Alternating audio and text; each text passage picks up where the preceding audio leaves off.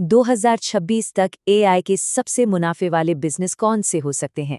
आज हम इसी सवाल का जवाब ढूंढेंगे। ये आइडियाज डैन मार्चेल के एक जबरदस्त एनालिसिस पर आधारित है, जिसमें डेटा के साथ 6 ऐसे मौकों की बात की गई है। तो चलिए सीधे मुद्दे पर आते हैं। तो सबसे बड़ा सवाल यही है, बात किसी भी एआई बिजनेस को शुरू करने की नहीं है। असल में बात है उस एक बिजनेस को ढूंढने की जिसमें सच में बड़ी कामयाबी की गुंजाइश हो।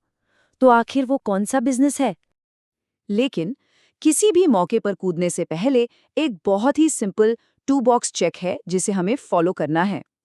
पहला, क्या हमारे टारगेट कस्टमर के पास पैसे हैं? और दूसरा, क्या हम एक ऐसे मार्केट में जा रहे हैं जो लगातार बढ़ रहा है? अगर इन दोनों सवालों का जवाब हाँ है, तो समझ लीजिए कि कामयाबी की नींव रख दी गई है। और डैन मार्टेल का ये कोट इस बात को बिल्कुल साफ कर देता है। देखिए, जब हम उन लोगों की प्रॉब्लम सॉल्व करते हैं जिनके पास पैसा है और जो अपना टाइम बचाने के लिए खुशी-खुशी पैसे देने को तैयार हैं, तो बिजनेस एक बहुत ही मजबूत बुनियाद पर खड़ा होता है। ठीक है, तो चलिए लिस्ट में पहले 2 बिजनेस आइडियाज देखते हैं। इन्हें हम टाइम सेवर्स कह सकते हैं। मतलब ये वो बिजनेस हैं जो एक ऐसी प्रॉब्लम सॉल्व करते हैं जो हम सबको है, और वो है वक्त की कमी। तो यहाँ इन दोनों की एक छोटी सी तुलना है।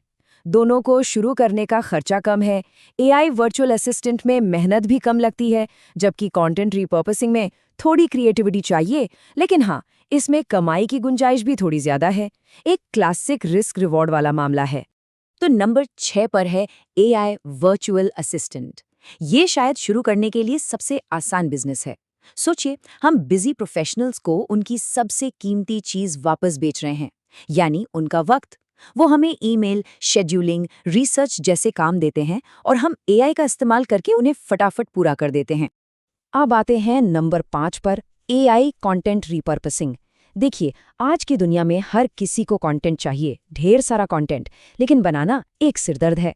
ये बिजनेस क्या करता है, ये एक लंबे वीडियो या पॉडकास्ट को उठाता है और एआई की मदद से उसके दर्जनों छोटे-छोटे वायरल होने वाले क्लिप्स बना देता है। सोशल मीडिया के लिए एकदम परफेक्ट। अगर किसी में जरा भी क्रिएटिविटी है, तो ये एक गोल्डन चांस है। और इस मार्केट को छोटा समझने की गलती बिल्कुल मत करिएगा। गोल्डमैन सैक्स का अंदाजा है कि क्रिएटर इकोनॉमी जल्द ही $480 बिलियन की हो जाएगी। सोचिए कितना बड़ा नंबर है ये एक बहुत बड़ी लहर है, और कंटेंट रिपर्पसिंग जैसी सर्विसेज इस लहर पर सवार होने के लिए बिल्कुल सही जगह पर है। तो कुल मिलाकर टाइम सेवर्स एआई की दुनिया में घुसने के लिए एक शानदार स्टार्टिंग पॉइंट है। कम खर्चा, कम मेहनत। अब चलते हैं अगले लेवल पर। अब हम सिर्फ टाइम बचाने से आगे बढ़कर उन बिजनेस की बात करेंगे जो दूसरी कंपनियों के लिए असल में पैसा कमाते हैं। इन्हें हम ग्रोथ इंजन कहते हैं। और यहाँ देखिए, कमाई की गुंजाइश काफी बढ़ जाती है। एआई ऑटोमेशन में शुरू में थोड़ा पैसा लगता है, जबकि लीड जनरेशन शुरू तो सस्ते में हो जाता है, लेकिन इसमें माहिर बनने के लिए मेहनत ज्यादा लगती है। अब समझते हैं कि ये बिजनेस कौन सी प्रॉब्लम सॉल्व करते हैं। देखिए, ज्यादातर कंपनियां एआई आने से बहुत पहले से चल रही हैं। उनके सिस्टम पुराने हैं और उन्हें समझ नहीं आ रहा कि इस नई टेक्नोलॉजी को अपने काम में कैसे शामिल करें। और यहीं पर एक बहुत बड़ा मौका छिपा है। और इसी मौके का फायदा उठाती है एक एआई ऑटोमेशन एजेंसी। ये एजेंसी उन पुरानी कंपनियों के पास जाती है, उनके काम करने के तरीके को समझती है और फिर एआई का इस्तेमाल करके उनके प्रोसेस को ऑटोमेट कर देती है। इससे वो ज्यादा एफिशिएंट बनते हैं और आखिरकार उनका मुनाफा बढ़ता है। नंबर 3 पर है एआई लीड जनरेशन। ये सीधे सीधे किसी भी बिजनेस की लाइफलाइन से जुड़ा है, और वो है नए कस्टमर ढूंढना। ये एजेंसी एआई का इस्तेमाल करके सही लोगों को पहचानती है, उन तक पहुंचती है और उन्हें सेल्स के लिए तैयार करती है, और ये सब कुछ ऑटोमेटिक होता है। और इस आइडिया की सबसे मजेदार बात क्या है पता है? इसका वैल्यू प्रपोजिशन। जरा सोचिए, अगर कोई बिजनेस किसी को $1 के बदले $10 कमा कर दे, तो क्या वो मना करेगा? बिल्कुल नहीं। एक कामयाब लीड जनरेशन एजेंसी असल में यही करती है। ग्रोथ इंजन सीधे कंपनियों की कमाई बढ़ाते हैं, इसलिए इनकी कीमत ज्यादा है। चलिए, अब हम लिस्ट के टॉप पर पहुंच गए हैं। ये जो 2 बिजनेस हैं, इनमें सबसे ज्यादा दाव है, पर इनाम भी सबसे बड़ा है। ये बिजनेस सिर्फ कुछ बचाने या बनाने के बारे में नहीं है, ये बहुत बड़े विनाशकारी नुकसान से बचाने के बारे में है। और ये इतना जरूरी क्यों है? क्योंकि खतरा असली है और ये बहुत तेजी से बढ़ रहा है।